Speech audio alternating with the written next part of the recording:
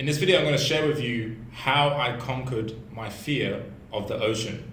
And I've got some notes here. I'm just going to tell you what to expect in this video. So I'm going to talk about being scared of the unknown, scared of change, fear of commitment, and my story of it's too much work and holding myself back. Okay, so where do I start? So a couple of weeks ago now, I went to Gili Tea, which is an island here in Bali. And one of my friends, he's been a friend for like more than 10 years. He's been diving 75 times all around the world. And he asked me before to dive with him, and I was like, nah, I don't want to. This is when we were in Thailand. And so basically, fast forward a few years, he recently asked me again, and I was like, oh, fuck it, I'll go, why not? Let's face my fear. Right? I always talk about facing my fear, so I can't just like not do it because I'm always talking about it on these videos. So we go to Gili, and yeah, it was just a crazy experience because I was so nervous. I ended up I was at the place, and I was sitting down, and this lady was the boss, Jill, of Gili Divers, which by the way, I highly recommend Gili Divers. She was telling us all about what to expect and what could go wrong, and we had to sign all these forms, and I was getting quite scared. But she was very reassuring and made me realize that it's actually not that bad. And as we were signing the forms, I could see all the divers coming in off the boat. So I was like, oh, it's cool, like no one's died, like it's cool, Anyway, then I got my first lesson. So I went into the pool, started diving, and then after that, we went out on a dive, my first ever dive. And this was a very interesting experience for me because I was sitting on the boat before going out to do the dive. And I remember Chris was asking me, well, actually, no, that was on the second dive, but I remember he asked me how I was feeling. I was like, I don't know, I'm kind of indifferent, I'm not excited, I'm not fearful, I'm just kind of neutral. And then we did the dive. You have to put your hands on your mask and hold the back of your head and fall off the boat like that. And it was great. It was a great experience, but the equalizing was a bit of a pain in the ass, because you obviously when you go down, you have to blow your nose, but don't blow your nose, basically. When your ears pop on the plane. And so I had to do that. My equalizing was kind of messing up my ears a little bit, and it was kind of painful. But we only went down on the first dive to 12 meters, and that was fine. I could do that easily. So why the hell am I telling you this story? What is there at the end of the story? Well, the mental side of diving was a huge awakening for me, and it was just like a big realization that everything is mental. Everything in this life is all about our mindset. Because the reason I say that is because we had one of our other friends, and she has a strong mindset, right? But it was interesting because before the dive, she was like, oh, I might panic, I might not be able to do this. And then guess what happened? She does the dive, and lo and behold, her fears came true. What she's spoken to existence came true. And she actually tried 3 times. So she went down, she panicked, went back up, and then did that another 2 times, but then couldn't complete it, so she went back on the boat. But that's just one example of showing you that it's mental, right? So for me, when I immediately fell off the boat, went back into the water, initially I started drinking water. I was like, I don't know why, but I have this regulator in my mouth where you breathe from. But for some weird reason, I was breathing in water in my mouth. So anyway, I pressed the button because I was panicking. I was like, fuck. I'm like, shit, I gotta go down here. I'm like fucking breathing water. So I pressed the button on the regulator, and then I just got rid of all the water, and I was fine. But it's kind of crazy to see how my dive master, as soon as we got in the water, he was like, because you signal up to go up like this, thumbs up is in the water in scuba diving. This means going up. So it doesn't mean you're good. This means you're good, right? So if you go like that, you're like, oh, I'm going up. So he was signaling to go down, right? So he was holding the deflator in one hand, signaling in the other hand. He's like, all right, let's go. And we go down. We press this, deflate our life jacket, basically, and then we go down. And then as we went down, I sink really fast, but I was really cautious to really slowly deflate the air in my jacket because I didn't want to sink down too fast because I know that I got to equalize and I didn't know how to equalize properly. So I wanted to go super slow down. So I'm still at the top, right? And then all I'm looking at is everyone down below me. I'm just freaking the fuck out. I'm like, oh shit, you guys are fucking far. But it was fun though. It was fun because after I figured out the equalizing, I'm just like, I'm supposed to be horizontal, right? It's called buoyancy. It's supposed to be horizontal. But I was just basically standing up in the ocean, in the middle of the ocean, because I'm black. I just sink.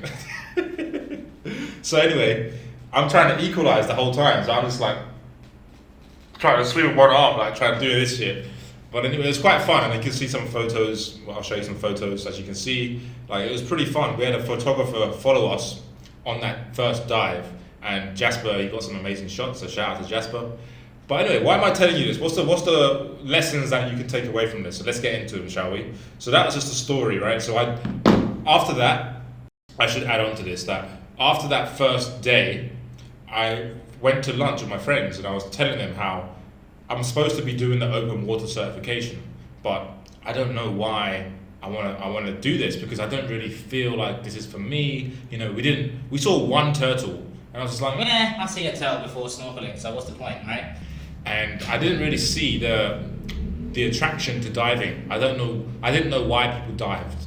And after the lunch, my friend was sharing with me his stories about diving, and I was like, oh, this is pretty cool. Like, I can see how if I get this open water license, then I can go to the Kopipi and see whale sharks, and that's cool. Like, I want to see a shark like diving. That'd be awesome. So yeah, I can see the appeal of, now I've got the certificate, I can go anywhere in the world and dive. So fast forward, I actually committed to doing the certification, and I went on 3 more dives. The second dive was actually the best dive. I saw 4 turtles and 1 octopus, and we saw 4 turtles at once, and then the octopus was a little bit further on from the dive. I was like, wow, that is amazing. Like that. Now I can see why people like diving, because I'm like that close to these big ass turtles and an octopus. That was so cool. So I can see how when I see more creatures in the ocean, I will get more excited about diving. But let's get on to the lessons, shall we? So being scared of the unknown. So diving is like, let me see how much time we got. Okay, good time. So diving is like, it's the ocean. The ocean, you have to respect it. Our guide, Jack, who is probably one of the best teachers I've ever encountered, along with my jiu-jitsu coach, he said to me, most, if not all, of the accidents that happen in scuba diving is because of human negligence. Like, our ego gets in the way, or we get aggressive, or whatever happens, right? We panic and we do some stupid shit. It's always human negligence or human error. It's never the ocean, right? The ocean's just the ocean. It's the humans that fuck it up. And that's true of anything in life, right? So for me, I was scared of the unknown because I don't know what the ocean can do, right? Like, the last dive I did, we were in a current. So imagine, like, I'm down there, my ears are hurting, because on this last dive, I don't know for what reason, my ears were hurting a lot. But I was like trying to equalize and it wasn't working, and all the pressure was getting in my ears. I was like freaking out a little bit. But as I'm freaking out, the current is like taking us. And in my opinion, that current was an 8 out of 10 strength. Like, we were just fucking drifting. And I was drifting so much that I was looking at my instructor, and he was looking at me because I was facing the wrong way. And then he pointed at me like that, and I looked back, and there was this massive wall of coral, and I would have fucking hit it if he didn't say that. And because we're just basically drifting. And so, yeah, that was wild, absolutely wild. And what I learned from that is that, first of all, you have to be with someone who knows what they're doing, right? In anything you're trying for the first time, the fear of the unknown gets greater if you're with someone who's incompetent. So that was the key lesson for me. And also, it's just attacking that fear. Because if you're scared of the unknown, then it's always going to be a fear for you unless you go and confront it, right? And the fact that scuba diving is a worldwide sport, there's millions of people that do it. Well, I don't know if there's millions actually, got to check, but there's lots of people that do scuba diving. And that very fact that people have done it and people live to see another day makes me more comfortable to do it and attack my fear. Okay, so being scared of the unknown is something that will hold you back in life if you let it, okay? And you never confront that fear. And scared of change. So this is the big one. So this is what I want to touch on. So if you're still watching, being scared of change. So when I first heard from my friend that he wanted to go scuba diving in Gili and he invited me, my initial knee-jerk reaction was, I gotta work. I don't want to do that shit. Like I got to work. But even though I would like to have that experience, it's easier to say that I've got to work, right? Because that keeps me in my comfort zone. But everything we want in life is on the other side of fear. So that was a lesson for me, because I'm always talking about attacking my fears. And I've done the bungee jumps before, 15 bungee jumps in 6 days. I did that 3 years ago, 2019 in Japan. And attacking the things I'm scared of, what helped me increase my confidence and self-esteem. And so that's something that I've been really aware of, is where else in my life am I holding myself back? Where else in my life am I playing small and keeping myself in the same position because I don't want to go and experience change, experience something different, break my routine, right? And of course, I understand the whole boundaries, telling people no, but if it's something that you actually want to do, that you know is going to improve your life and improve your perspective, your worldview, then I would suggest maybe give it a shot. It's just like me. Like I could have easily said, nah, I've got work to do, but I said no, I'm going to go and do this. And even after the first dive, because I've already kind of committed to myself that I was going to do the open water, so I was like, fuck, if I don't do this open water certification and I leave this place and I come back to Bali, I'm going to regret not having done it. So let's just do it, It was like, I don't know, it was like $400, something like that, $400 US. It wasn't much, right? So it's worth it. So now I've got a certificate, now I can go anywhere in the world with my friends and dive. And that's going to be amazing. So don't be scared of change, right? That's the lesson there. And the fear of commitment. So commitment is huge, right? So if I didn't commit to doing the open water certification, I would have just done the first dive. And that's fine, I committed to that, right? So that commitment of doing the first dive, I did that successfully. So that's a win, right? But adding to that is committing to 3 days of studying and diving to do this certification. That's a big commitment.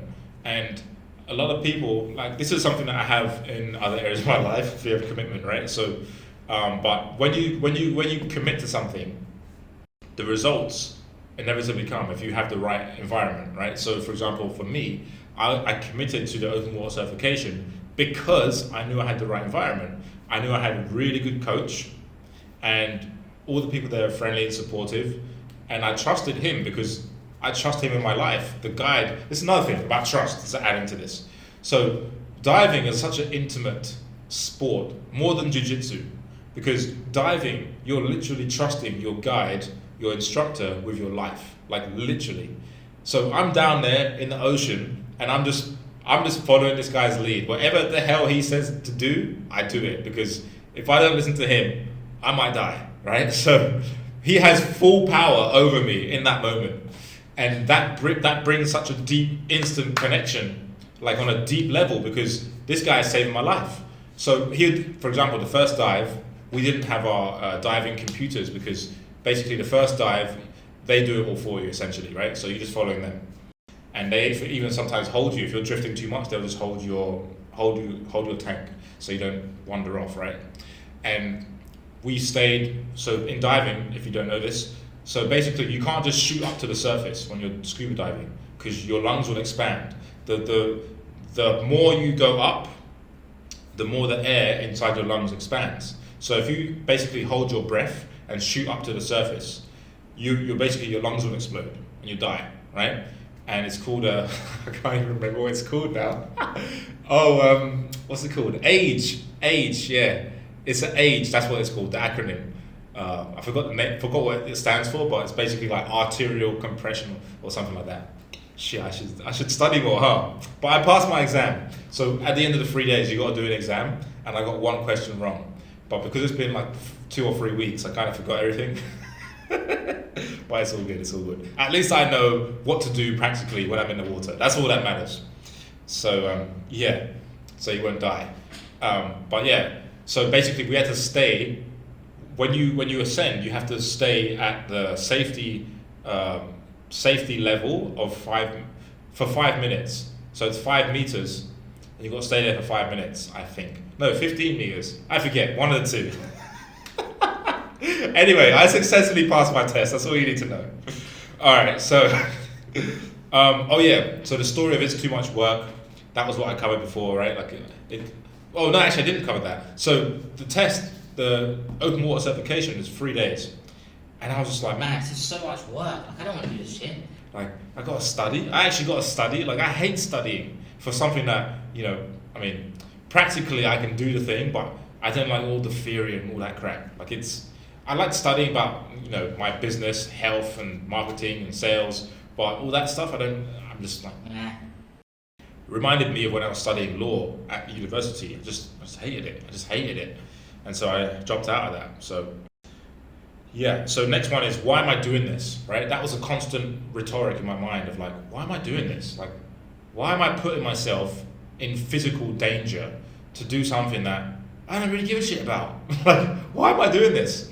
But then I had to keep reminding myself of why. This is why reasons are really important. So why I was doing scuba diving is because I want to face my fear, and I know what that will do for me as a person and my character. That's going to give me more resiliency, give me more self-belief, more confidence, and increase my self-esteem. So that's why I was doing it. So I had to get clear on the reasons why I was doing it. Otherwise, it's just like, well, am I doing this for an Instagram post? Like, no, I'm doing it for me, right? And you get the benefit of seeing it and getting inspired, but ultimately it's for me. Like it's for how I see myself, what I know I'm capable of. If I can go and conquer my fear in the ocean and go on 4 dives, the longest dive was the deepest dive was 18 meters.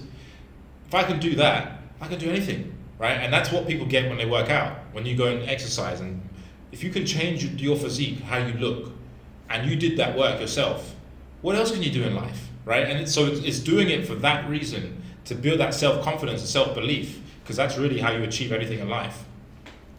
And not holding myself back, because before I was holding myself back a lot, and I turned my friend down a few years prior when we were in Thailand, and he was like, "Yo, you want to come Koh Tao and come diving?" I was like, "No, I'm good."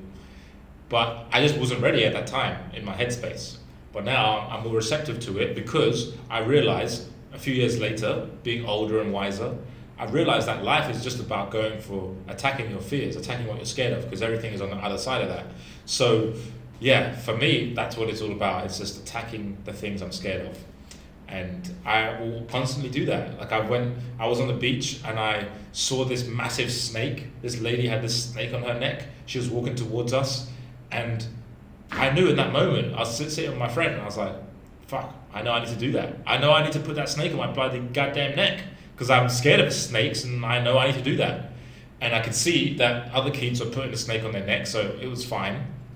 And I realized that I needed to do that, so I did it. And then now, I'm still scared of snakes. So anyway, I digress, but suffice to say that not being scared of the unknown and attacking the things you're scared of is how you level up in life.